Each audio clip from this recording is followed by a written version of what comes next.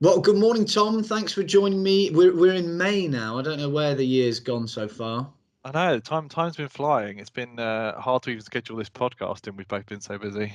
Yeah, absolutely. I've been gallivanting away. I know you've got loads of stuff coming up. And as usual, today I was really bad because I looked through your blog and I thought I can't even headline summarize this. So you've had to pick out the main highlights for me of the news because there's been so much because it's been nearly 6 weeks. Yeah. There's been a lot going on both on the Skype side and the team side this month. So yeah, plenty as always to get our teeth into. Well, it's funny you should mention our old friend Skype. So let's start there. And I think the big headline for Skype was the update for Server 2015. Yeah. So we got another what Microsoft called a cumulative update. So that's like an all-up patch that has fixes and maybe features in, and it just another continuing show that Microsoft are still looking after those Skype server customers. So there are a ton of fixes in there. Not any big new features, which again we've talked about on the podcast. You shouldn't really expect new features now on Skype server. But one little takeaway for some customers was it will now support TLS 1.2 for Surface Hub and Teams Room systems. So that was a little blocker for some customers that wanted to move to TLS 1.2 across the board. Skype Server 2015 will now support that for those devices, which is nice. Yeah, as you said, we weren't expecting, a raft of new features for Skype because the real development's going on in Teams. But I suppose updating it to Microsoft's latest bits of kit makes sense, doesn't it? Yeah, definitely. They've got to keep supporting those customers. Customers may be on this for years to come. It's fully supported for years to come. So particularly making sure those security patches are coming out regularly and everything's being tidied up is good to see. Yeah, and the I think I saw you post something on LinkedIn which gained a lot of interest was the update requirements for Skype for business IP phones. Yeah, this one really blew up. It's quite interesting. So this is Skype for Business IP phones from third-party partners. If you're running those against Skype for Business Online, Microsoft are changing the way they authenticate, and that change is happening on July 1st. So not a great deal of time. And the information kind of came out in dribs and drabs, but it's not a huge deal in terms of workflow for a customer to do, but it's making sure you do it before the 1st of July. So what's changing is at the moment those third-party phones from AudioCodes, Crestron, Polycom, Yealink, they all have a single identity, if you like, an application ID. So it doesn't matter which vendor you're using, it's the same application ID. And Microsoft are just tightening up the security on Office 365 and saying each of those vendors needs their own unique ID.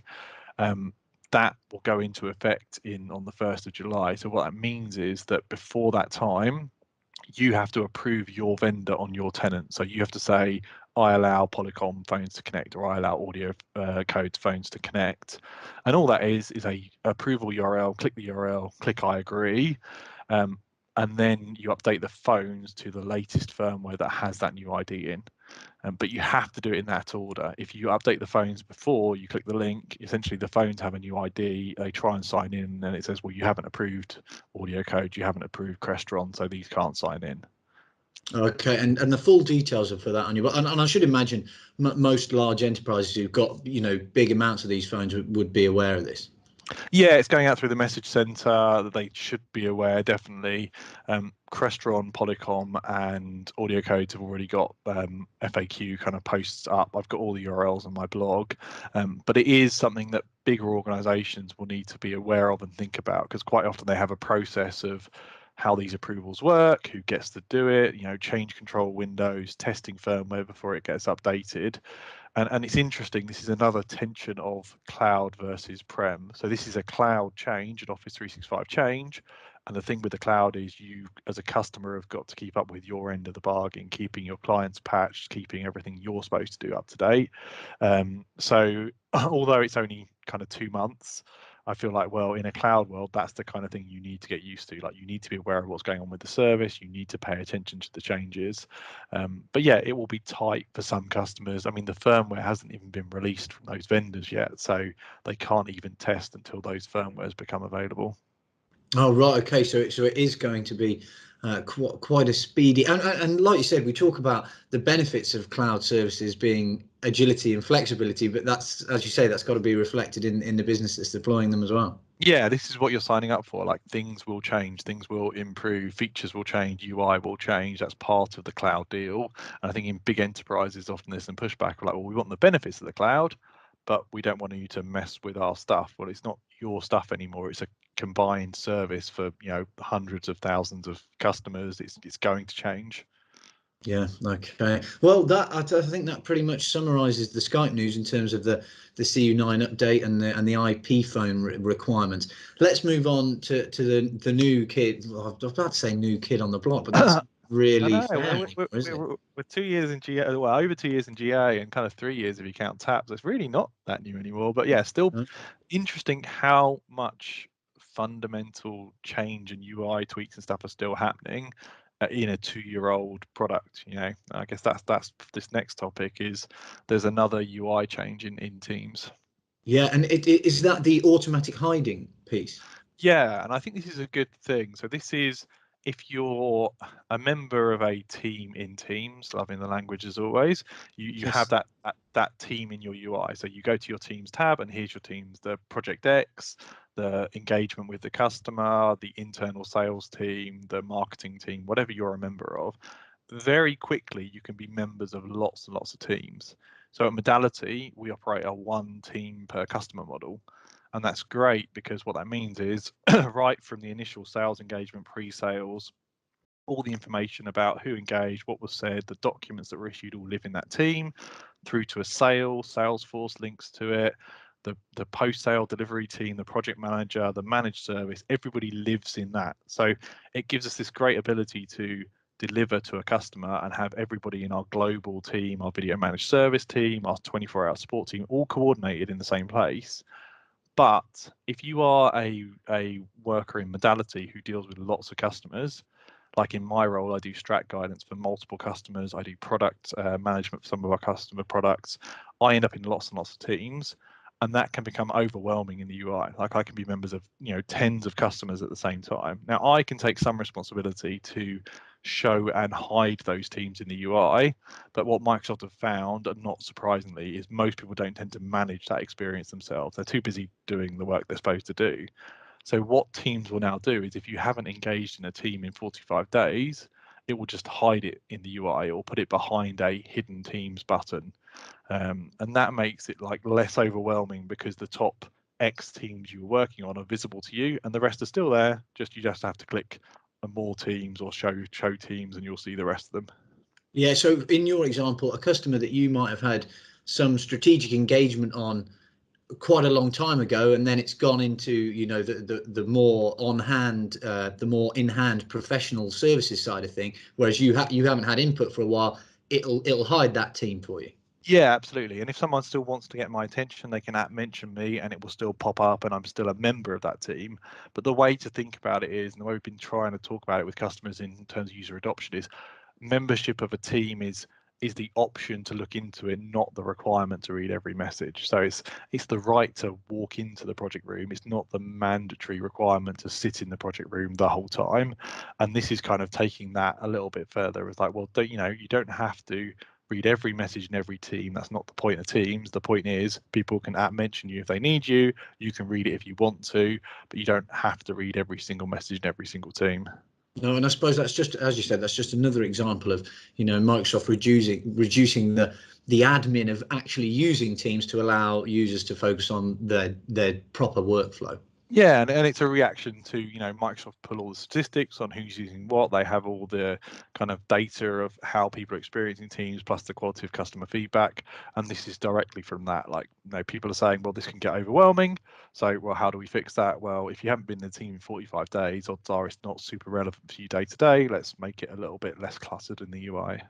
Makes sense. And there's a few other updates as well. We spoke about information barriers in the past, which are sort of segregating certain teams and different aspects, and that's now in preview. Yeah, this is pretty interesting, actually, particularly for kind of people listening who are in the partner or the vendor space. So in Skype for Business, or I guess let's say in financial customers, regardless of product, there's a requirement to often split certain parts of the business so they can't talk to each other. So for example, in a big FinServe customer, there may be part of the business that does accounting for customers and offers financial consulting, and they are privy to a lot of information about how that organization that is their customer is operating. And there's another part of the business that does investments. And you're not allowed, for obvious reasons, to say, well, this part of the business can talk to the other part and tell them, look, the books aren't looking very good, the roadmap's not great, don't invest in this business, or they're just about to do this business deal and they're worth a lot of money, so invest now. So it's kind of stop insider trading, basically.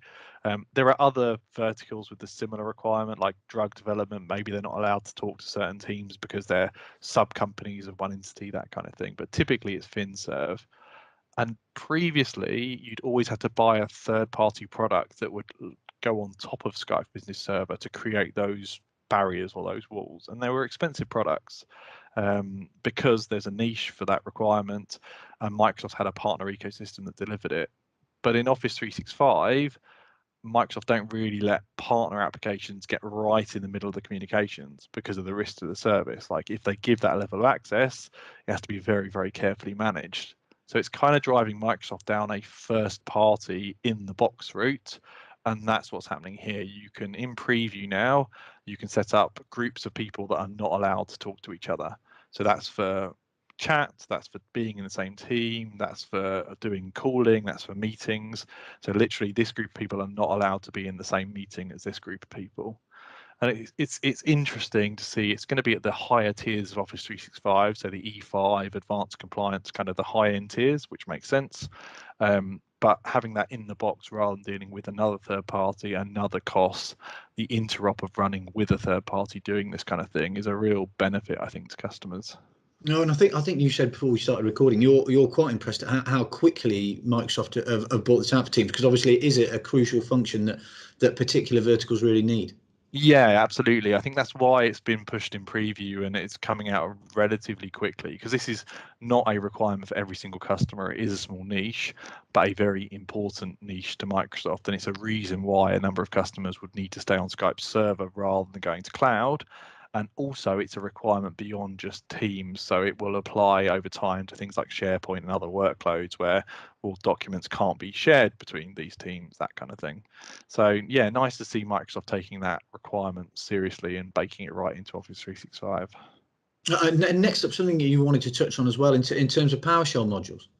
Yeah, I'm a big fan of PowerShell. So this is sort of niche for the IT admin who likes scripting and management, but Microsoft have a generally available, fully supported PowerShell module for Teams now.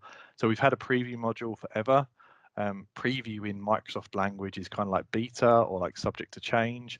There are some customers, particularly Gov, this tends to happen where they're just not allowed to use anything preview or beta. It's just the policy. What Microsoft are doing is they're releasing a generally available, fully supported module, and they're keeping a preview module going. So they're going to have the test stuff in the preview module and the GA stuff in the GA module, and that gives them the flexibility of innovating fast, but gives customers who need a slower, steadier, tried, tested track to use the GA module and kind of carry on down that route. Yeah, no, something that's still important for the tech side of things. One bit that I did think was pretty big news was in terms of virtual desktop infrastructure and Teams Collab and chat support. Yeah, this is a big one. Again, tends to be finance and legal. Use a lot of this, maybe some in health. So VDI, virtual desktops, is the idea of having your desktop live in a server somewhere or in the cloud, and you have a thin client, a low-cost dumb terminal that you log on to every day. That creates some challenges around how Teams works. And what Microsoft have done is created a particular edition of the Teams installer that will install in essentially in program files in the right place for a VDI install, which is a big thing for Teams. It's still not going to support audio or video. That's going to come in a future update from Citrix, and Citrix have shown me some stuff. There's some really cool stuff coming there. But right now, this gives people who just want chat and channels and Teams on VDI a nice supported way to do that.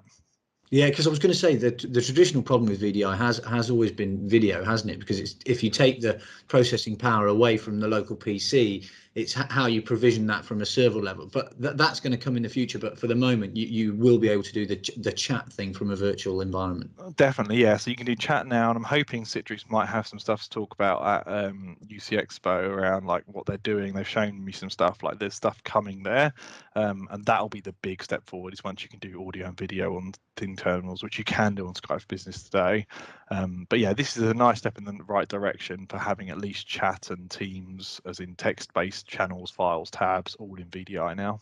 Yeah, and as you said, this does mainly apply to enterprise organizations. You mentioned public services and finance, because it only makes sense for a really large organization often to employ VDI environments. But this is going to have some big relevance. Yeah, definitely. Yeah, those areas where either they want to do it for kind of, usually it's not cost actually, because it's not the cheapest way to deploy necessarily, but it's about securing the data. It always lives in data center, it always will. Or in finance, it's about, I can swap that PC out instantly because the data is living in the data center. So yeah, it was legal and FinServ tend to be big on this stuff, which again, big markets to Microsoft. Excellent. And finally, something that we've spoken about before, and we were sort of speculating on what was going to happen, was Kaizala, which is sort of designed for the mobile frontline worker chat application.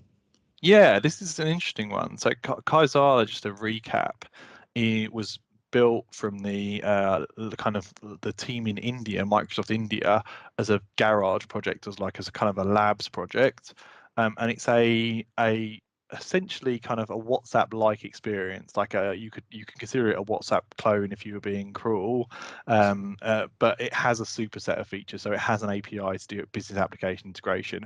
It can scale groups to literally, they have over 1 million people in one of their groups. So one of the Indian education subsidiaries is using it to broadcast to all the students when there's certain messages going out. So it is a super set of features, but to a typical user, it looks very similar to WhatsApp. And what was interesting is that is going down really well in mobile first scenarios. So things like developing areas where they tend to be mobile first in terms of their experience with IT. So that hence coming out of India, that is a very typical thing in India, is they're not using desktop computers, they're using mobiles for everything. But also like retail frontline worker scenarios, you see this all the time. I'm sure you've heard this from other people you talk to, Patrick. Like WhatsApp is a de facto comms platform for a lot of those businesses, but it's not really. You can argue about, is it really secure? Is it really GDPR compliant? Is it discoverable? Is it HIPAA? Like all those things. Admins can't control WhatsApp. WhatsApp is a consumer app. So once someone leaves the business, like how do you make sure they've left the WhatsApp group? How do you make sure they haven't copied all that data, that kind of stuff? Yeah, absolutely. From a security perspective, I was just going to say that's the crucial bit that Kaizala will be able to combat. Yeah, and that's it. So Kaizala gives you the benefit of being a mobile first experience, but it's all tied into Office 365. So you can get a pro edition where IT admins can control who's in the group, who's not, kick people out when they've left the business, that kind of thing. What we've had announced is that Kaizala is going to be brought together with Microsoft Teams. So rather than having the Microsoft Teams option and the Kaizala mobile first option, those two worlds are going to come together as an integrated offering. Not a lot of detail on how. It's not really clear if they're going to literally merge them and you'll have the option of two mobile clients, if they'll bring the features into Microsoft Teams and kind of have a Teams light experience. The detail on the messaging is pretty light, and I think it's an interesting consideration right now for customers. If you are, say you're a retailer in Europe and you're thinking, well, Teams is great and it has a first line worker experience, but also Kaizala, I like the fact that it's mobile phone number based identities and it's free and the in the lowest level plan, and it's my mobile workers can bring their own device. You previously had to make an odd choice where you're like, well, I could choose one or the other. It feels like Microsoft are going to bring those worlds together, so you don't have to make a choice anymore. The two systems will just be one, or at least work fairly seamlessly together.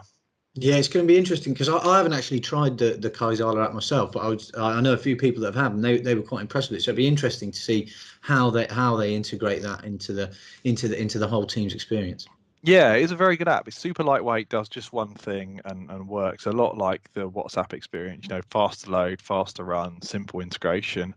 And the question is, can they keep that level of things that people like while bringing it into Teams, which does a lot more with shifts and with tabs and bots and apps. Like, it does a superset of features, but I think people are attracted to Kaizala because of the simplicity. So it's a delicate balance to strike between functionality and simplicity.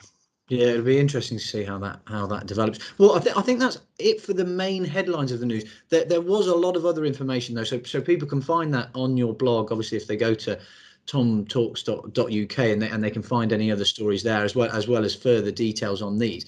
For the meantime, though, I think that's it for the headlines.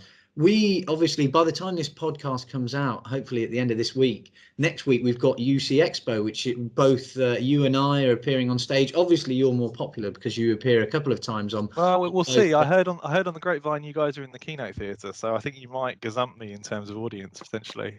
Well, we'll have to toe it up. So you're speaking on both days. Well, what are you focusing on, Tom?